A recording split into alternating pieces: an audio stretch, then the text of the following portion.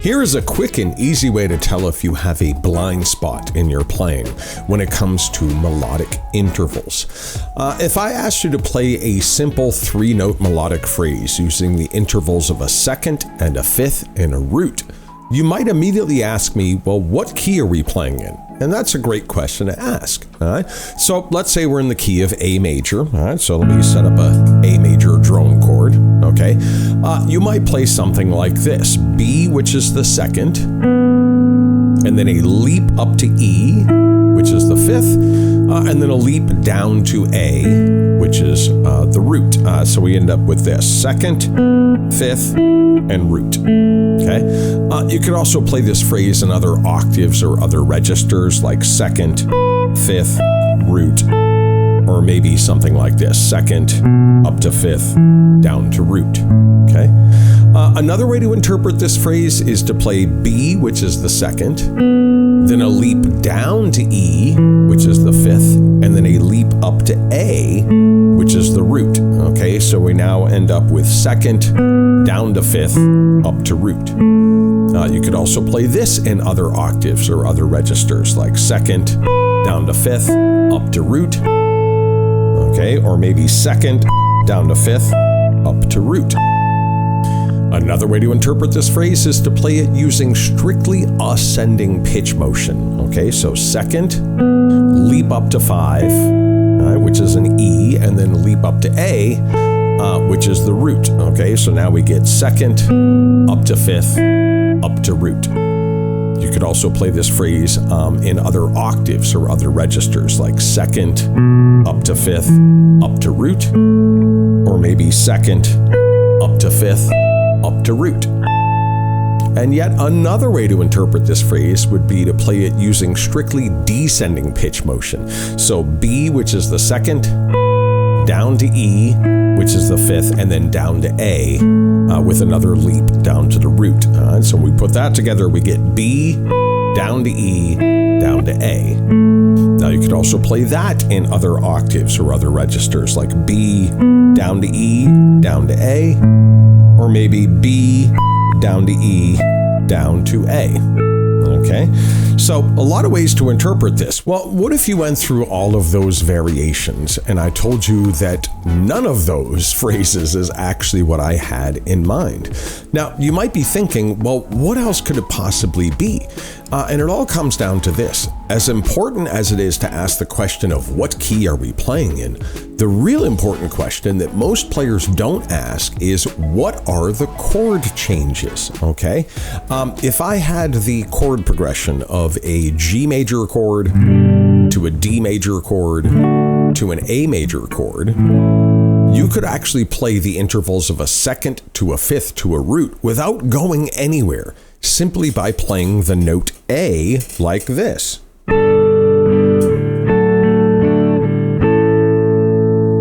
I run into a lot of players who don't realize that there are two different yet equally important ways to think about melodic intervals. There's the global level perspective, which is where you focus on the key center of the music to guide you through the process of melodic creation. But there is also the local level perspective, which is where you focus on each individual chord of the moment to guide you through the process of melodic creation. In my experience as a teacher, I have found that if a student doesn't have a solid understanding of both of these melodic perspectives, it's eventually going to catch up with them. And this is exactly why I use this quick little test when I'm teaching melodic intervals. When I ask a student to play a phrase using the intervals of a 2 and a 5 and a root, the first question I always get is, well, what key are we playing in? And that shows me that the student is thinking globally or tonally. And that's great. But there are very few players who ask the follow-up question of, well, what is the chord progression? And those are the students who are actually thinking locally or thinking vertically. It's important to be able to describe musical melodic behavior tonally in terms of scale intervals that come from a specific key center, but that's only one side of the coin, and you have to be able to shift your perspective so that you can describe the same melodic behavior vertically in terms of each individual chord of the moment, okay? If I set up an A major drone chord, and I just play the note A 3 times in a row,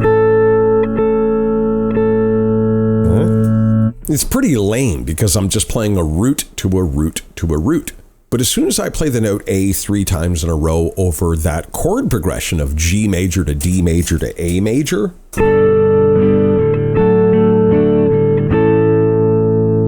all of a sudden I get the vertical intervals of a second to a fifth to a root.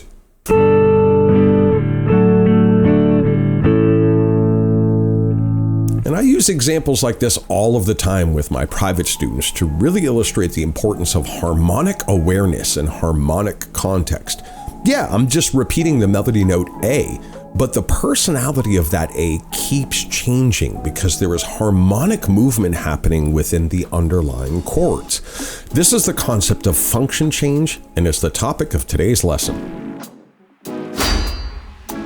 Welcome back to the channel, everyone. I'm Nate Comp from DYMECAST, and today's video is episode number 7 in our series that focuses on creating expressive guitar melodies using the power of emotional contrast. Today's lesson is a continuation of the previous episode where I introduced the idea of vertical interval relationships within a melody. And this time around, I'm going to focus on specific musical examples from some of my favorite songs that demonstrate the emotional power of function change. If you're not familiar with this concept, definitely check out the previous episode. It will give you a solid foundation to work from so you can really understand and appreciate the examples that I'm going to play in today's video. Okay, on with the lesson. The first example of function change that I want to break down comes from the Oliver Nelson song Stolen Moments, which is one of my all-time favorite jazz standards. This tune comes from Oliver's 1961 album called The Blues and the Abstract Truth. So if you're not familiar with this song, definitely go check it out. The function change phrase in this tune shows up in the middle section of the melody, and the phrase itself is actually very simple. Now, the overall tonal center for the song Stolen Moments is the key of C minor. So when you look at this phrase from the global perspective or the tonal perspective, it's just a root note and a minor third alternating back and forth, okay? So when I play this phrase and I do it over a C minor drone chord, it sounds like this. Now, in the context of the song, this phrase is actually repeated several times in a row. And over a C minor drone chord, sounds like this. Now, the real magic of this melody doesn't come from the key center or the melodic shape. It actually comes from the underlying chord changes and the harmonization, okay? To really understand and appreciate the emotional power of function change, you always have to ask the crucial question of what other chords could go underneath this melody. The shift in perspective will help you to appreciate what Oliver came up with, which sounds like this.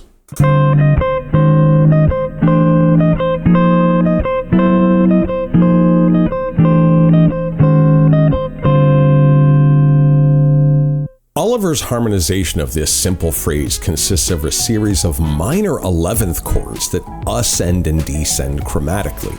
So he starts on a D minor 11th chord, and he walks up a half step at a time from D minor 11, E flat minor 11, E minor 11, F minor 11, all the way up to F sharp minor 11, and then we come back down. F sharp minor 11, F minor 11, E minor 11, E flat minor 11, and D minor 11. Okay, so.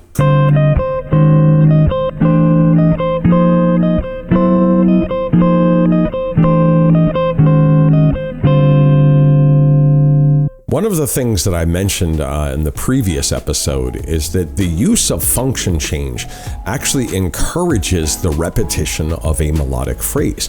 And this song is such a great example of that. Repetition is a powerful melodic tool because it gives the listener more opportunities to digest a phrase. And repeating a phrase will increase the odds that the listener is actually going to remember that phrase afterwards. Oliver disguised the use of melodic repetition in this song by putting a new chord on each restatement of the phrase, which is exactly what function change is all about. The constant changes in the harmony create a change in perspective for the listener, and this is what keeps this repeated melody from sounding stale or predictable. You should notice that with this example, the overall key center of the song is C minor, and this short little melodic phrase is clearly emphasizing consonant notes within the C minor tonality, and yet Oliver doesn't use a C minor chord at all within his harmonization of this melody. Okay, it's all those minor 11th chords.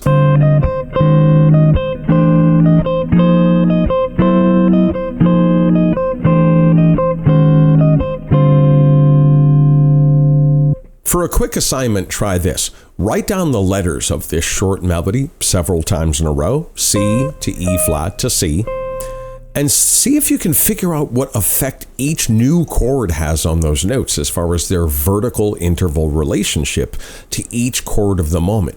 You're going to find that a simple phrase like C to E flat to C can feel very consonant, it can feel very dissonant, or somewhere in between. And it all depends on the underlying harmonization and the forward movement of the accompanying chord progression. The second example of function change comes from the Coldplay song Amsterdam, which is a track from their second album, A Rush of Blood to the Head, which came out in 2002. And before you start giving me a hard time, yes, I'm using a Coldplay song as an example. Go ahead and make fun of me. I don't care. The only thing that matters to me is that Chris Martin came up with a brilliant vocal melody for this song. So let's break it down, okay? The function change phrase in this song is part of the chorus section vocal melody that Chris is singing, and the phrase itself is pretty basic. Right. Now, the simplest way to view this phrase as far as global perspective or tonal perspective is to view it as the notes of a C minor triad. Okay, so initially you can think of this phrase as just a C minor arpeggio melody that goes from the fifth, moving down to the root, up to the minor third, and then back down to the root again. Okay, over a C minor drone chord. All right, that phrase is going to sound very consonant because it's all chord tones, right? So now for the chorus section of this melody, Chris actually repeats that phrase a couple times in a row in his vocal part. So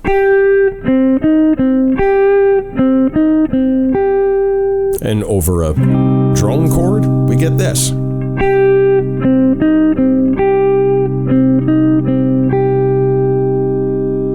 Once you've got the basic phrase together, you need to ask the question of what other chords could go underneath this melody. Remember that the real emotional depth in a melody comes from the underlying chord changes and the harmonization that accompany that melody. So here is what Chris came up with. All right.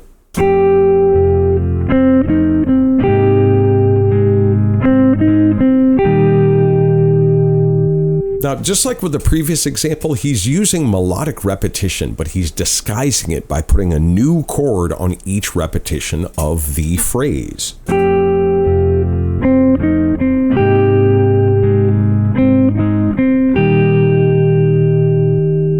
With this example, you should notice that the melody is clearly emphasizing the notes of a C minor triad, and yet Chris doesn't use a C minor chord at all within his harmonization of this melody. There's no C minor chord in here at all.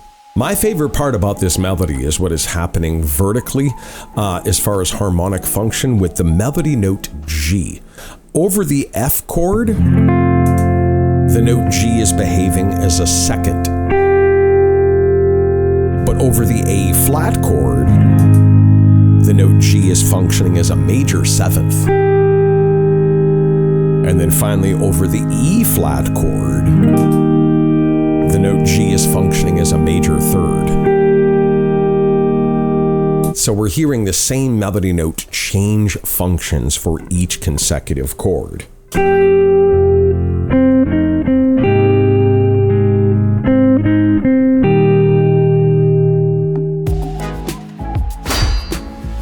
The third example of function change comes from the Stevie Wonder song My Cherie Amour. This is the title track from his 11th album that came out in 1969. The function change phrase in this song comes right at the beginning of the tune. So Stevie is really making an effort to establish this phrase early on as kind of the main melodic hook of the song. And the basic version of it sounds like this.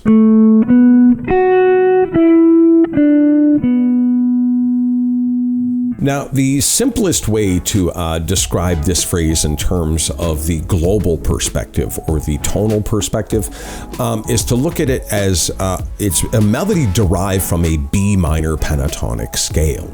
Okay, so the first way to hear this melody is to hear it over a B minor drone chord.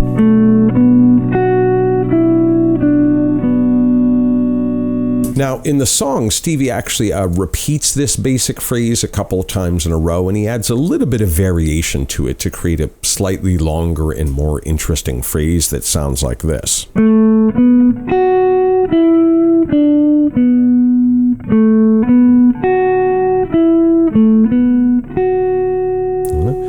And over a B minor drone chord, that would sound like this.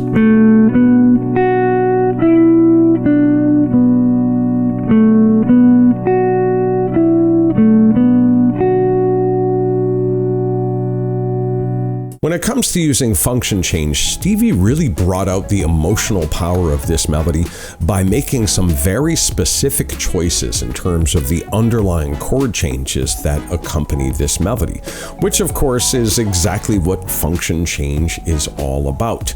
You always want to be asking the question of what other chords could go underneath this melody. I like to reframe that question as, what would Stevie do? Okay, well, here is what Stevie came up with, and I think that this harmonization is pretty brilliant.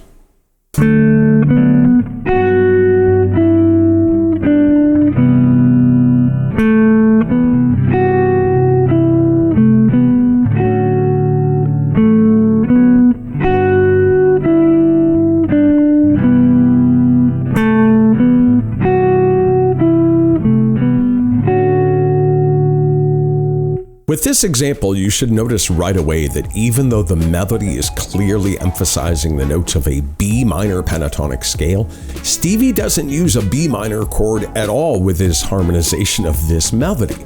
Okay, there's no B minor chord in here anywhere, and that is because we're really focusing on coloring this melody with more than just the obvious chord of B minor, because that's what the scale is inferring as far as tonal sound.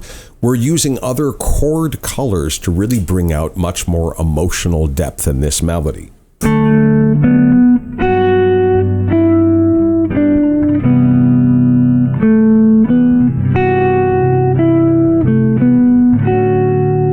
My favorite part about this melody is what is happening to the vertical harmonic function of the note F sharp. Okay, over the G chord, that F sharp is behaving as a major seventh. But over the C chord, that F sharp is a sharped fourth. And that's a pretty spicy vertical function. But then over the D chord, that F sharp is functioning as a major third. And that's a really nice note to conclude on.